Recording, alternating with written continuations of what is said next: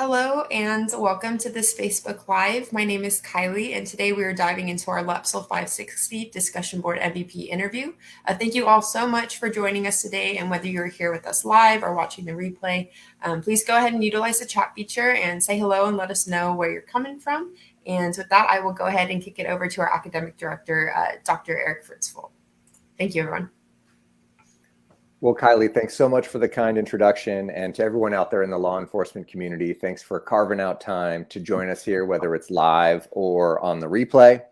And Kylie, thanks again, all the behind the scenes work to make these events a success. As noted, my name's Dr. Erik Fritsvold. I have the distinct pleasure of being the founding faculty and academic director for our 100% online Master of Science degree in law enforcement leadership. And I'll say, quite frankly, with the array of roles I get to execute, this is probably my single favorite thing that I get to do as academic director, which is spend some time celebrating the heck out of two of our absolute rock star students. And the vehicle we have to recognize them is probably the most prestigious award in our entire program. It's called the Discussion Board Most Valuable Player. It's a true peer-driven award. So peers vote, and they provide a brief rationale, and it's a true democracy. Most votes wins. And these students are those that raise the level of discourse for everyone, engage the issues of the day with depth and meaning, and frankly, make everything around them better. So it's my absolute pleasure to get to spend some time with two very deserving students. As Kylie mentioned, this is from our LEPSL 560 Organizational Theory and Change course. Please join me with a hearty congratulations for our discussion board MVP co-winners. First, the Assistant Chief Probation Officer from Placer County Probation, Brian Passenheim. Brian, huge congrats and thanks for joining us here. Thank you so much for having me. And also, please join me with a hearty congratulations, the Chief of Police from the Eureka Police Department, Steve Watson. Steve, welcome. And again, I appreciate the time. And thank you, Dr. Fritzvold. I'm glad to be here. All right. Well, gentlemen, without further ado, I'm just going to dive right in here. Chief Watson, let's start with you. Frankly, you both were engaged on these discussion boards so far over and above simply earning the grade. I went back and looked at both of your coursework, and quite frankly, you quadrupled or quintupled the course requirements on a weekly basis. So Chief Watson, why are you so engaged in the discussion board, especially if you've earned that grade so far back in your rearview mirror? You know, that's a great question, Doctor. I recognize, and this is something that the program has emphasized repeatedly, and that is that the discussion board interactions are at least as valuable as the more traditional curriculum in the course. And that's because you have the opportunity to really interact with your fellow students and the professors at a different level, a very personal level, and tap into all of that collective experience, insight, and the perspectives that are there. And it's an opportunity to maybe see something you may not have seen on your own going through the course materials. And so I just think there's great value in that diverse array of perspectives that are represented on the boards. I really appreciate that, especially given we now have an international representation in the program. So talk about diversity. I think that adds depth and richness. Chief Passenheim, same question. You earned that grade the first couple of days. Those next 6 days, why do you continue to be so engaged with your colleagues? I attribute the engagement to multiple reasons. Each of the topics resonated with me. There were so many thorough posts by everyone in the class every week that I wanted to make sure that I was maximizing the benefits of those by reading those and responding and creating dialogue so I can get more information selfishly that I could take back and use. I had so many great takeaways and some things that I was already able to apply at my department here with positive results. And I feel like my entire class were the true discussion board MVPs because they stayed in that dialogue with me and they allowed me to ask those questions and thankfully didn't get frustrated by so many of them. I love that collective engagement mantra. To build on that a little bit, Chief Watson, this might be my favorite part of the interview. I get to embarrass the heck out of both of you here for a minute. As mentioned, when your fellow students vote for you, they provide a brief rationale. So here are a few things that your peers had to say to support their nomination. Quote, I felt Chief Watson was very active on the discussion board. He offered excellent insight and examples to support his position. He always provided outside articles, papers, or other studies. I found the outside sources he posted were a great source of information, and I enjoyed reading them. Another student said, quote, every discussion post was thoughtful and thought-provoking. He responded over and beyond to other students with substantive statements, questions, and discussions. And Chief Watson, if you don't mind me adding, we actually recognized the quality of some of those posts, took some of the, with your permission, took some of the extra resources you had posted in context and shared them across the whole program. So we also found them strikingly valuable. So with that as the context, what makes for a good discussion board post? Well, I'll start, and this touches on both your first question and this question, something that I believe and I constantly communicate to the men and women in my department. And that is, when you're given a responsibility, you either occupy that space or that office, or you elevate it. In other words, you can either tread water and do the minimum, or you can take it, make it your own, and take it to the next level. And I truly believe you want to get the most out of an outstanding program like LEPSL, that's what you need to do. And so going back to why Brian and I, for instance, have spent extra time on the discussion boards, I think it's clear because we weren't okay with just doing the minimum. We wanted to do more. I felt that that's an important part of the learning and engagement process. And I like something that Brian said, which is really we owe so much to our fellow classmates that inspired the responses and the thought. So in answer to your question here, I find posts that go beyond just a shallow response and that engage me to a much greater extent than those that are a simple, short reply. I like responses that challenge my suppositions or help me to look at the topic from a different perspective that I either didn't see or really didn't touch upon. And so that can even be something I may disagree with, which is, there's rules about respect, but I love it. If someone disagrees, I want to hear about it. And I've had my own beliefs challenged. And there's just, again, great value in looking out each of our own windows, if that makes sense. If I can look through your window and you can look through mine, we each might see something we wouldn't have seen alone. I think it was Peter Singh that said something like that, but much more elegantly than I just did. I appreciate the response, Chief, and couldn't agree more strongly about not just occupying a space, but elevating it. That's a big takeaway from this conversation for me. And Chief Passenheim, you're not getting off easy. Here are some things that your peers had to say about you. Several folks found that you provided, quote, in-depth and well-articulated posts, or, quote, evidence-based discussion posts. But maybe the comment that resonated most with me, quote, Brian was extremely impressive with his engagements from the very first day, especially since this was his first class. While myself and others took a few weeks to get into the groove, Brian took the bull by the horns and showed us newbies what was needed. Also, when he did engage with individual posts, he offered substance with his response or suggestions. The responses were powerful and full-bodied, well, great language, with information. Great job, Brian. To the best of my recollection, Chief, you're the first person to ever win this award in their very first class. Again, I went back and looked at your work, and that first week, there you were, first one posting. That second week, there you were, first one posting. Again, that's unique in the history of our program. Can you talk a little bit about this early engagement strategy? Why did it work for you? And clearly, why did it raise the bar for your classmates who clearly recognized it as well? Well, thank you for sharing that with me. That was very thoughtful. And, I look back at it, I talked about earlier, my classmates, and I feel the same way about them. But credit goes here to an alumni of the LEPSL program who talked to me about the discussion boards and what the best approach was. And then when I did put the post out there right away, I asked for feedback and information, and everybody was gracious and actually gave me those pointers. One of those people was the prior discussion board MVP, Han Ho. Went to great detail, took a lot of time of his personal time to share with me some great strategies. And so when someone does that, I take that really seriously, and I want to make sure I apply that. Coming into this program, I want to make sure that I maximize everything that I could get out of it.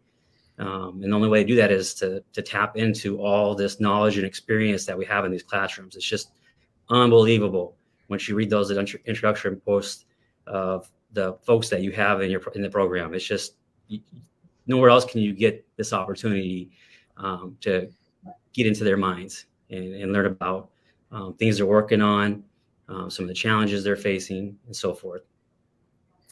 I really appreciate that. And we're, to steal my own closing a little bit, we're pretty humbled by the student community that we get to put together. And we see our main job as, we work really hard on the curriculum end, but the real value of the program is putting students together to engage the issues of the day at your respective levels. So we appreciate it very much. Chief Passenheim, if you don't mind a follow-up, and I appreciate that you reached out to folks for some guidance and tutelage heading into your first class. Like the vast majority of LEPSL students, you completed your undergraduate degree some time ago. You're a busy working professional and transitioned here to the LEPSL program for graduate school. Can you talk us through a little bit about your process? How was it going back to school after a bit of a layoff? Yeah, it's been over 20 years, so ouch, getting back in the rhythm with a busy life. And my thing is I wanted to go back to school, but I wanted to find a program that was relevant, that was staying current, because our work changes all the time. It's unbelievable how much it changes. And so I wanted to make sure that I was going to get something that I would be able to take back and would help me be a better leader so I could support my team the way they deserve it. And so I didn't want to just some run-of-the-mill program that I just go through the motions. I actually can't stand things like that. I want something that I can actually get an outcome that I can achieve positive results with. And so, speaking with that alumni of the program before, when they share with me what the experiences were, what they went through, and it was obvious to me. So I went back and I did some research online and realized, this is the program I need to get into. And so I was very appreciative that I got accepted into the program, and I can now testify that it is top-notch program. And on top of it, it's really does work with the busy work schedule, which I know a lot of us have different types of schedules. So I know everybody reassured me that, hey, you're busy, but the way the program's set up, you will be able to be successful with your work, because that was my biggest concern, making sure I had enough time to apply to it. I appreciate that. And if we're serving students like yourself well, we must be doing something right. And I will say, and I don't want to pull the curtain back too much, but on my side of the desk, that's another huge value of the discussion board. When students across the program are raising a challenge that's forthcoming or raising an issue that we haven't dealt with adequately enough in the curriculum, right? I'm not the sharpest tool in the shed, but that's what I believe you all call a clue. And we can look at those clues, piece them together, and make sure that our program's responding. So your discussion board posts aren't just discussion board posts. They're truly helping shape the future of the program. So we appreciate it for multiple reasons. Chief Watson, circling back to you. You also had a relatively significant layoff between undergrad coming back to graduate school. Talk us through that transition and process, if you don't mind, please, sir. Yeah, so like with Chief Passenheim, it's been over 20 years since I was in formal college. I've attended, plenty of leadership courses and other courses where you have to write papers like the Sherman Block Supervisory Leadership Institute. But it's not the same. You're in a graduate program, and so there's a standard that is much higher than maybe the undergraduate degrees. Obviously, by its nature, you've got to become familiar with the APA style, and there's a higher level of expectation for the quality of your papers, your critical thinking, things like that. And so I had a little bit of anxiety going into it. That was pretty quickly dispelled through a number of things. Blackboard was a little intimidating going through the tutorial as part of the what you had to do to even start your first class, but that quickly became something that's very easy to use. I think one of the big keys that has made this program successful is the level of support and engagement that we get from the faculty and staff. That's been a huge help. Communication is excellent. Personally, I know some people going through other graduate courses and undergraduate courses where it's self-paced, And I could see the value in that. But quite frankly, LEPSL program is on a very, very clear schedule. It's black and white. And while there is some flexibility, I think it's very well designed for working professionals. It just fits. It works. You do have to apply yourself, but you have benchmarks you have to make, or you're not going to be successful. And so when you're really busy in your professional life and your home life, having that structure actually is a huge help. And again, there's just enough flexibility in there, and it's paced and set up in a way that it can allow you to navigate around the inevitable obstacles that will come in life. And instructors have always been very great in reaching out to students, either proactively, like when there was the massive protest in the summer and it was all hands on deck, no time off for months, or if a student has something come up in their personal professional life, as long as you engage early, they work with you. And that's one of the special things about this program. I'd also echo what Chief Passenheim said. And I spent several years wanting to go back to graduate school and researching colleges here and there and programs. I knew it had to be online. I wanted at least a little transfer credit because I had almost a full year's worth of graduate level courses in education. But I ultimately landed on the University of San Diego's program because of the quality and the reputation of the university, the quality of the program. I knew that maybe it would require some extra effort and work, but I felt that I would graduate with a good degree that I truly could be proud of from what really is a prestigious university and an increasingly well-respected and lauded program. And so that was a big part of my process. And, once you get into it, the anxiety, the concerns about coming back to school kind of move to the side. You get into a rhythm, you get more comfortable, and it's a very doable program. You just got to put the work and effort into it. I appreciate those thoughts very much. And I have to admit, just from a personal standpoint, I wake up in the morning and, I spend most of my day engaging with faculty and students, and I can't believe I'm fortunate enough to have this job. The men and women of law enforcement, our faculty and student body, have taught me so much about what it means to be an effective leader and a compassionate leader. And we're so fortunate that our university provided us the opportunity to put together a faculty team, to your point about flexibility, that we weren't shoehorning an existing program into a practitioner-facing role. We were taking folks who, my working theory here is they're not flexible because we train them to be, which of course we do. They're flexible because they've walked in your shoes, that they understand the demands firsthand. So I think it's empathy more than sympathy in this particular case, that they really have been there. And so I'm always so impressed by the level of support and flexibility, creative problem solving when necessary. So makes my everyday a pleasure, I have to admit here, Chief. As a bit of a follow-up, you mentioned about the program being doable from a time management perspective.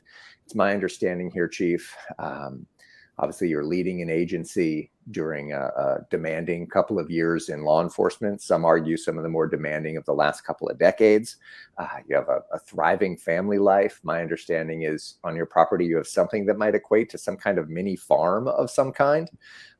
Sheep, chickens. We have some loose rabbits. We don't know where they came from that are now joined the farm, and a couple dogs. And it's busy, plus 5 kids. Plus 5 kids. I remember reading some of your posts about you have to leave before the sun comes up because otherwise the animals get agitated and need to be fed. With all these competing demands, can you just talk us through a little bit about how you make it all work? And it was a learning experience for me. As part of the preparation for the class, you offer a proposed study schedule.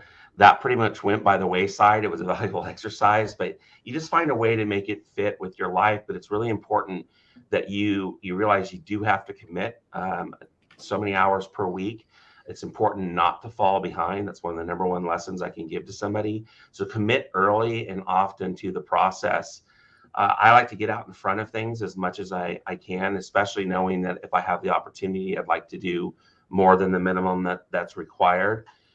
So one of the things that I do is as soon as the next module materials are released, often that's on a Friday, the new module starts on a Tuesday, I start collecting and printing those materials sometimes as early as Friday, Monday at the latest. I like to print out many of the presentations as well as listen to them, because then I can make contemporaneous notes and thoughts, and even start to strategize how I'm going to respond on the discussion board or to the assignment.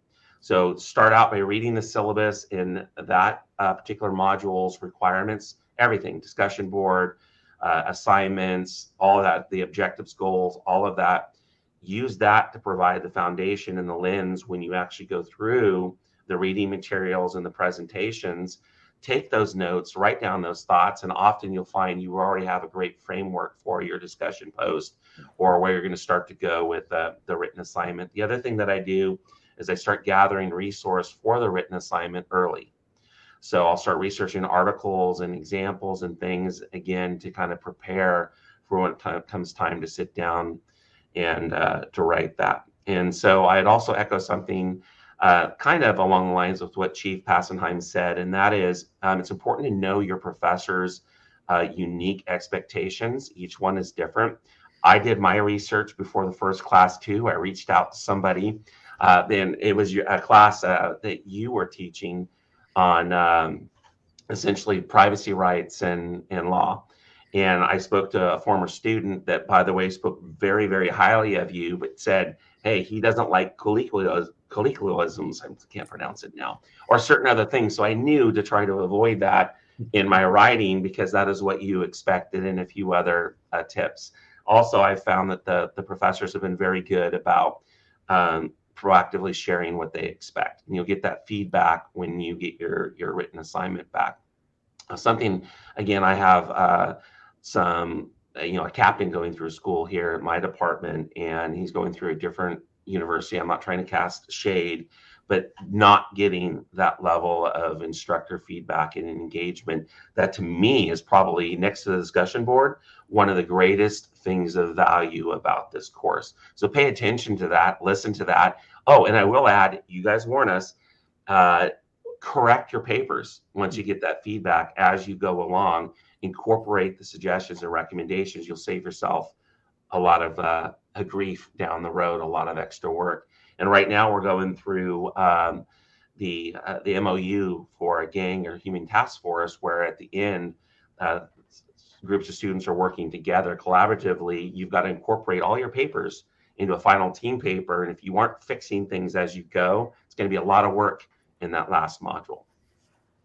That's a fantastic series of best practices that I would encourage any student to follow, especially with the current course being really the only group project in the program, particularly important. And I will say, early on, I learned that the law enforcement community did some proactive research around different professors. And over time, I've heard little tidbits of different expectations for different faculty and different points to emphasize.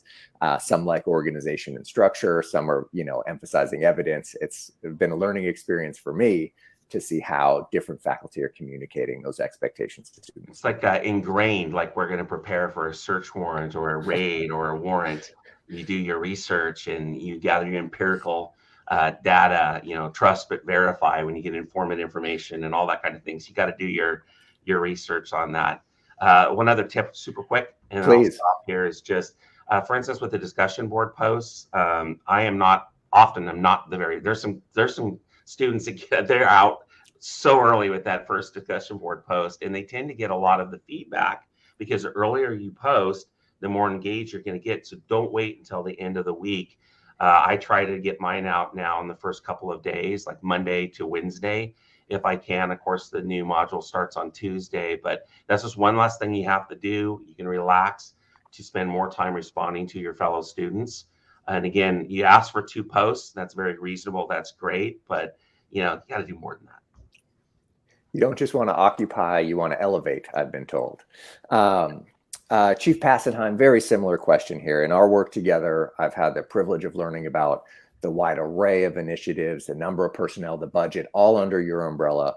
You have a tremendously demanding professional role, busy and thriving family life. You posted some great family photos from Disneyland on that introductory discussion board. How do you find the balance to make sure that you get the professional, the family, and the education components all happening at the same time? Well, like Chief Watson, I have 5 kids myself, ranging from 3 years old to 20 years old, and 2 of them are in college. And that was my biggest fear, was what's going to happen with my family life once already so busy with work. Now I'm going to take on school. But I was reassured that, this is a family first program. And if you are doing your work up front, like Chief Watson talked about, starting right away on Friday, doing that work, printing the information, planning out when you're going to review the materials, getting your references, getting all that lined up, so that way if something comes up or you have an event to go to, you have no reason to miss it. If you put it off till the end, then you're going to be up against the time crunch and you're going to miss things. And so I was able to have a conversation with my family and say, hey, this is what I'm looking at doing. Are you invested in this with me? I make a commitment to you that I will limit the things that I miss. But when we have time together, it's going to be quality time, because it's not always about the quantity of time. It's about the quality of the time, making sure that we can have time for those pieces, because one thing is you want to grow in your professional life, but you don't want to sacrifice the needs of your family, which, when they're in their teen years, they need a lot of things. I'll leave it at that. And, Brian, there is no good time when you're a full-time working professional to start graduate school, in one sense. I mean, there's never going to be this perfect space. You just have to dive in and don't tread water, but dive in and power through it. And how many students, we look back on these discussion boards, and I'm in my last class. The time goes by so quick. I can't wait. Well, it'll be bittersweet that I can't wait until I can say the same thing. Yeah, great points. And the thing about this program is it's just downright fun. So it's it could be at night and everybody else has gone to sleep, and I have no problem staying awake, because I'm excited to learn and to engage in the materials, to read the new posts that have come out, and send some responses back. And when you're having fun, it makes the experience completely different, and I think you take a lot more in. So I think that's one of the great things about the program. But it really is, like Chief Watson said, you gotta start right off the bat and get ahead of the game. Get your discussion board posts out there. Get your materials all ready to go, reviewed, your resources ready, and it just makes a smooth transition. I was able to actually go to Disneyland last week with the family, and I emailed the professor and checked in with my group, and I told him, every day I'll be engaged in, once a day to respect my family's time, except for my wife's birthday, which was on a Friday. So I had to honor that one. Yes, sir. But because all that work was done up front, I had zero stress around it. And it was great to have that feeling. That's fantastic. And I really want to hold on to it and reaffirm that family first mantra. It's really true. And it's something that we don't only want for students, we want it for faculty, our staff, myself, that when students have a vacation, a trip, there was a recent Blue Leadership interview with a student from Alaska, Gerard Asselin, who was offline for something like 2 weeks doing a backpacking trip off the grid with his teenage son. These are just the kind of things we want to support, right? As a program, ultimately, what's our job? We want to contribute to your family by contributing to your career. So I strongly encourage you both, when you do graduate, please come down and attend the ceremony in person. Bring your family. It's a real highlight to meet the people that we truly are serving together, and just have that experience that, we're here not just for you, but for your whole family. And we hope that, your ROI on this program is pretty immediate and pretty significant. So we've served them well as well. We've covered a ton of ground here, gentlemen. As we start to wrap up, Chief Passenheim, we'll go to you first. Any final thoughts for the law enforcement community out there? Well, I just want to tell everybody, if you're looking to a program, you found the place. Feel free to reach out to me if you need more information on that. Read the testimonials, look at the faculty members that are part of the program. You won't regret it. And just want to take a quick moment to thank everybody in my class for their dialogue, for taking the time to invest in each other. I also want to acknowledge some of your faculty. Abby Oliver, she's been just amazing in her communication. Allison Rogers, when I was going through the enrollment process, you, Doctor, for all your support and feedback. It was great to be in the first course with you. So thank you for taking that time to give me that feedback and support. And to the current course I'm in with Professor Reddick, just great communication and feedback also. I learned a lot from her. And, like I said, I encourage anybody that's watching this, that's thinking about a program, don't hesitate. You're going to be so grateful. Just the takeaways are unbelievable. The fact that you could be in just your first course and already have something you can take back and apply at your department is pretty much unbelievable. So thank you. Sir, thank you very much. And I appreciate that you took a moment now to recognize kind of our frontline personnel, that we quickly realized if we're going to adequately serve working law enforcement professionals, that scale's 100 out of 100. And we're so fortunate to have the people on board who deliver that quality of service. So I find myself, trying to keep pace with students, faculty, and them. It's a tough task. So I appreciate you recognizing their hard work. Chief Watson, as we wrap up here, any final thoughts for our viewers out there? Well, first of all, I agree with everything that Chief Passenheim just said, and I appreciate that he pointed that out. The communication's been excellent, and obviously we learn in the public safety business just how incredibly important clear, open lines of communication are, and that really helps take the anxiety out of the process of, graduate school, because I'm sure many of your students have been many years removed from when they did their undergraduate studies.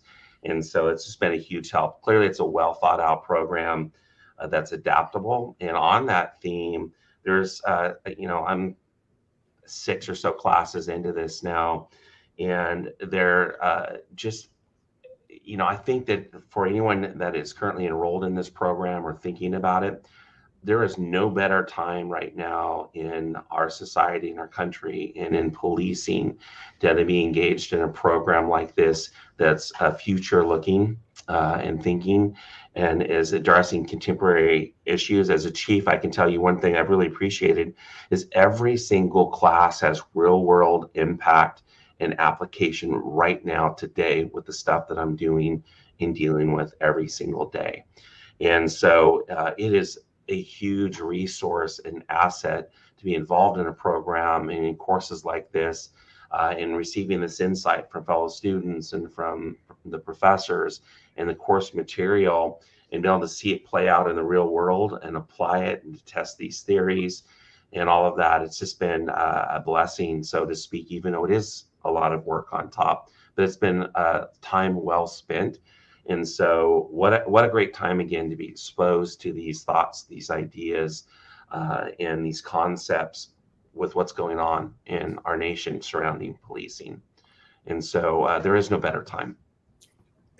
I appreciate those thoughts very much. And as we wrap up here, just want to echo my huge congratulations to Chief Passenheim, Chief Watson, for not only winning the discussion board MVP recognition in our org theory course, but for being students like many of our LEPSL students that, as I mentioned, just simply make everything around them better. So students often ask, what can we do to be successful in the program? And often my reply is, well, the program is in your hands. It is what you make of it. And we are so deeply indebted to students like yourself who are in there early, raising the level of discourse, shaping expectations, shaping the future of the program. And again, if we can serve students like you all well, we must be doing something right. So thank you so much for everything that you bring to the program. We look forward to a strong finish here for you, Chief Watson, and a strong rest of the program here for you, Chief Passenheim. Thank you both so much for the time here today. And I think I kick it back off to Kylie. Hi. Yes, thank you all so much for hopping on today. And thank you all who are watching live and everyone watching the replay. We really appreciate you taking the time out of your day to join us. Everyone on the LEPSL team wishes you and your families a very happy Thanksgiving. And we're all very grateful and thankful for your service. Thank you again, and we will see you all next time. Bye, everyone.